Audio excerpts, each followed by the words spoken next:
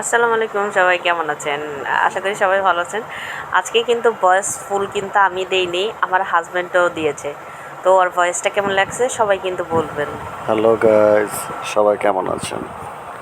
আজকে আমার ওয়াইফের রান্না করার সময়, মুরগি কাটার সময় হাতটা কেটে গেল, খেতে পারতেছিল না।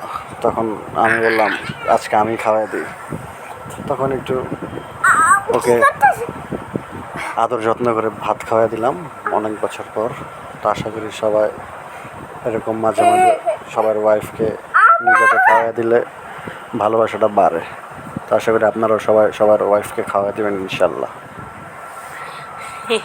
এতক্ষণ আমি তো ভয়েস দিতাম, এখন ও বলতেছে আসো আমি ভয়েস দিয়ে দিই।